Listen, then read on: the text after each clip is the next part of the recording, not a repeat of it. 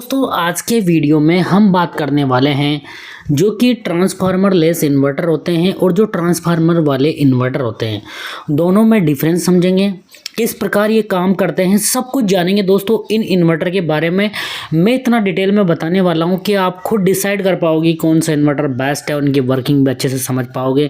तो दोस्तों आइए स्टार्ट करते हैं वीडियो को बिना किसी टाइम वेस्टिंग के। तो दोस्तों मैं थोड़ा सा बेसिक भी आप लोगों को बताऊँगा, उसके बाद फिर हम वर्किंग समझेंगे। पहले ट्रांसफार्मर और ट्रांसफार्मर लेस इन्वर्टर में डिफरेंस समझेंगे। तो आइए स्टार्ट करते हैं वीडियो को। दोस्तों देखिए, सबसे पहले हम बात करते हैं कि जो ट्रांसफार्मर लेस इन्वर्टर है वो कहाँ पे यूज होना चाहिए और जो ट्रांसफार्मर वाला इन्वर्टर है वो कहाँ पे यूज होना चाहिए। देखिए दोस्तों, जहाँ पे पावर बहुत ज़्यादा स्टेबल रहती है, मतलब कि वोल्टेज और पावर में बहुत ज़्यादा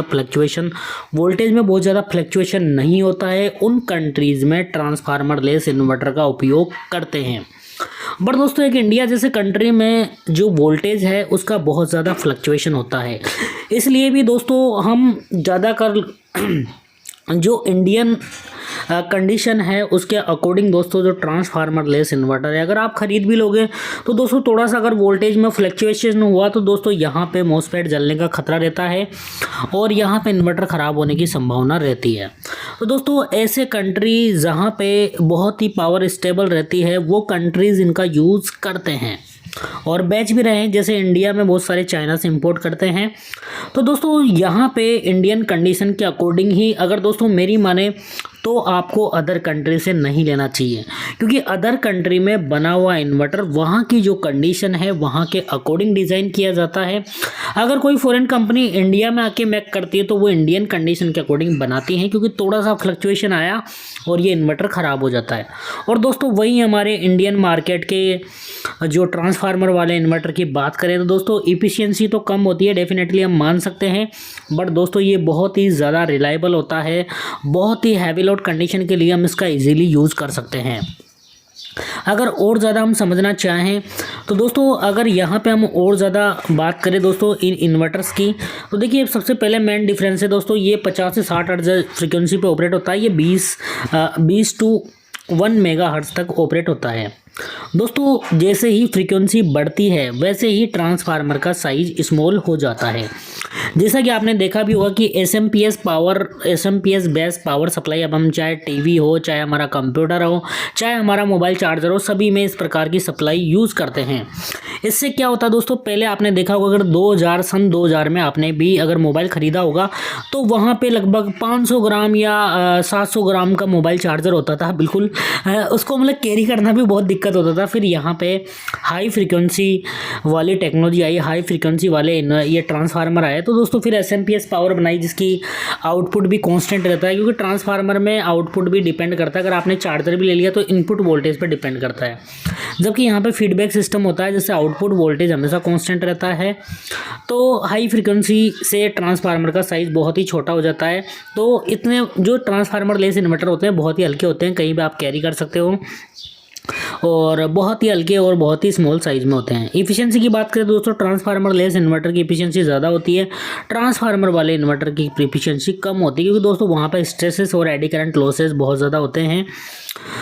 और यहाँ पे देखिए दोस्तों अगर ख़राब होने के चांस बहुत ज़्यादा रहते हैं ट्रांसफार्मर लेस इन्वर्टर में, क्योंकि अगर थोड़ा भी पावर में फ्लक्चुएशन हुआ, वोल्टेज में फ्लक्चुएशन हुआ तो यहाँ पे मॉसफेट जलने की संभावना रहती है, क्योंकि ये बहुत ज़्यादा स्टेबल होते हैं। और अगर दोस्तों हाई वोल्टेज या लो वोल्टेज आएगा तो उस कंडीशन में आपका जो ट्रांसफार्मर लेस इन्वर्टर उसका मॉसफेट जलने की संभावना रहती है। तभी दोस्तों मैं समझाता हूँ कि जो इंडियन कंडीशन है उसी के अकॉर्डिंग आपको इन्वर्टर लेना चाहिए, क्योंकि यहाँ पे पावर फ्लक्चुएशन बहुत ज़्यादा होता है। गाँव में तो 100-120 वोल्ट तक भी आता है, फिर कभी कभी बहुत ज़्यादा वोल्ट भी चला जाता है। दोस्तों इन कंडीशन के लिए ये इन्वर्टर नहीं बने तो हमें ट्रांसफार्मर लेस इन्वर्टर ही लेना चाहिए। और अगर जो पावर क्वालिटी की बात करें तो दोस्तों ट्रांसफार्मर वाले इन्वर्टर की जो आउटपुट पावर है उसकी क्वालिटी बहुत ही अच्छी होती है, जबकि जो ट्रांसफार्मर लेस इन्वर्टर होते हैं उनकी पावर क्वालिटी इतनी अच्छी नहीं होती है। अगर बहुत हैवी लोड चलाना दोस्तों ट्रांसफार्मर वाले इन्वर्टर ज़्यादा सक्सेस है और ट्रांसफार्मर लेस वाले इन्वर्टर कम सक्सेस है। तो दोस्तों ये थे मेन डिफरेंस। अब हम इसकी वर्किंग भी समझ लेते हैं दोनों की। तो आइए कुछ बेसिक बता देता हूँ मैं आपको। इन्वर्टर की वर्किंग समझने से पहले हमें थोड़ा बेसिक भी जान लेना चाहिए।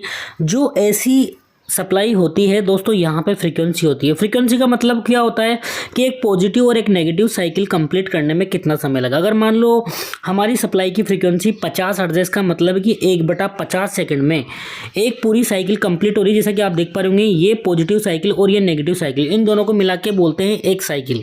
और 50 मतलब ये पॉजिटिव और ये नेगेटिव साइकिल है, इसको कंप्लीट करने में 1/50 सेकंड लग रहा है। जबकि डीसी में क्या होता है दोस्तों, देखिए यहाँ पे कोई भी फ्रीक्वेंसी नहीं होती है, मतलब कि जो वोल्टेज होता है वो कांस्टेंट होता है। तो दोस्तों ये मेनली डिफरेंस है। तो अब हम क्या करते हैं, एसी को डीसी में और डीसी को एसी में कन्वर्ट करते हैं इन्वर्टर में।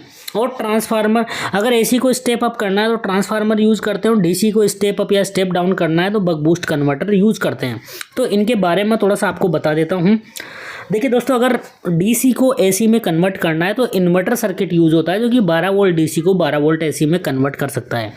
अगर आपको एसी को डीसी में कन्वर्ट करना है तो दोस्तों इसके लिए रेक्टिफायर या डायोड ब्रिज रेक्टिफायर भी यूज़ कर सकते हो। डिफरेंट टाइप के यहाँ पे रेक्टिफायर दिए गए हैं।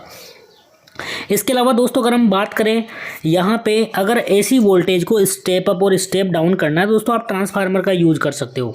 अगर डीसी वोल्टेज को आपको स्टेप अप स्टेप डाउन करना है तो दोस्तों डीसी पे ट्रांसफार्मर हमारा काम नहीं करता, तो उस केस में हम बूस्ट कन्वर्टर के द्वारा डीसी वोल्टेज को स्टेप अप कर सकते हैं, मतलब वोल्टेज को बढ़ा सकते हैं, और बक कन्वर्टर के द्वारा हम वोल्टेज को स्टेप डाउन कर सकते हैं।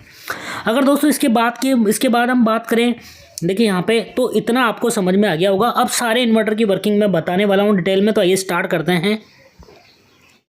अगर दोस्तों हम सीधे बात करें कि जो इन्वर्टर है हमारे घरों का नॉर्मल, वो कैसे काम करता है, तो देखिए वो दोस्तों बहुत ही आसान है।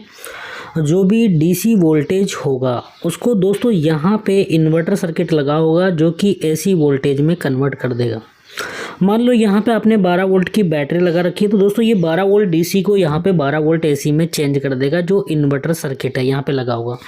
इसके बाद दोस्तों यहाँ पे एक ट्रांसफार्मर लगा होगा, जो कि आपके वोल्टेज को स्टेप अप करेगा, मतलब 12 वोल्ट एसी से 220 वोल्ट एसी में कन्वर्ट कर देगा। तो दोस्तों इस प्रकार आपका जो एक नॉर्मल इन्वर्टर है वो काम करता है। मतलब 12 वोल्ट डीसी को पहले हम 12 वोल्ट एसी में कन्वर्ट करेंगे इन्वर्टर सर्किट के द्वारा। इसके बाद यहाँ पे जो आपका ट्रांसफार्मर है वो 12 वोल्ट एसी को 220 वोल्ट एसी में कन्वर्ट कर देगा। इसके बाद दोस्तों आगे चलते हैं हम। देखिए ये दूसरा इन्वर्टर है। देखिए दोस्तों ये भी एक ट्रांसफार्मर लेस इन्वर्टर है, बट इसमें क्या किया गया है दोस्तों, इसमें बिल्कुल भी ट्रांसफार्मर का यूज़ नहीं है। न तो लो फ्रीक्वेंसी ट्रांसफार्मर का यूज़ है, न ही हाई फ्रीक्वेंसी ट्रांसफार्मर का यूज़ है। तो दोस्तों यहाँ पे क्या किया गया है, देखिए बेसिकली अगर मैं समझा दूँ, यहाँ पे 220 वोल्ट डीसी है, यहाँ पे दोस्तों 220 वोल्ट डीसी है, और इन्वर्टर सर्किट की सहायता से इसको डायरेक्ट इन्होंने 220 वोल्ट एसी में चेंज कर दिया। तो दोस्तों यहाँ पे न तो लो फ्रीक्वेंसी ट्रांसफार्मर की ज़रूरत है और न ही हाई फ्रीक्वेंसी ट्रांसफार्मर की ज़रूरत है। तो दोस्तों ऐसे इन्वर्टर भी आते हैं जो कि 220 वोल्ट डीसी को 220 वोल्ट एसी में डायरेक्ट कन्वर्ट कर दे। न तो लो फ्रीक्वेंसी और न ही हाई फ्रीक्वेंसी ट्रांसफार्मर की ज़रूरत है। इसके बाद दोस्तों हम बात करते हैं नेक्स्ट इन्वर्टर की। देखिए नेक्स्ट इन्वर्टर दोस्तों, इसमें देखिए यहाँ पे, इसमें दोस्तों क्या किया गया है, यहाँ पे देखिए 12 वोल्ट डीसी सप्लाई थी, मान लो हमने बैटरी लगा दी, तो दोस्तों यहाँ पे एक डीसी बूस्ट कन्वर्टर लगाया गया है। तो डीसी बूस्ट कन्वर्टर क्या करेगा, 12 वोल्ट डीसी को 220 वोल्ट डीसी में चेंज कर देगा। देखिए दोस्तों जो हमारा बूस्ट कन्वर्टर है उसने क्या कर दिया, 12 वोल्ट डीसी को 220 वोल्ट डीसी में चेंज कर दिया, और फिर यहाँ पे हमने इन्वर्टर सर्किट लगा दिया जो कि 220 वोल्ट डीसी को 220 वोल्ट एसी में चेंज कर देगा। तो दोस्तों इस प्रकार के इन्वर्टर भी पॉसिबल है, अगर कंपनियां चाहे तो बना सकती हैं। तो और तीसरा इन्वर्टर देखिए ट्रांसफार्मर लेस इन्वर्टर। देखिए दोस्तों, देखिए यहाँ पे इस इन्वर्टर में हाई फ्रीक्वेंसी ट्रांसफार्मर का यूज़ किया गया है। देखिए दोस्तों सबसे बहुत ही आसान है। यहाँ पे देखिए हमने क्या किया है, जो पहले 12 वोल्ट डीसी थी,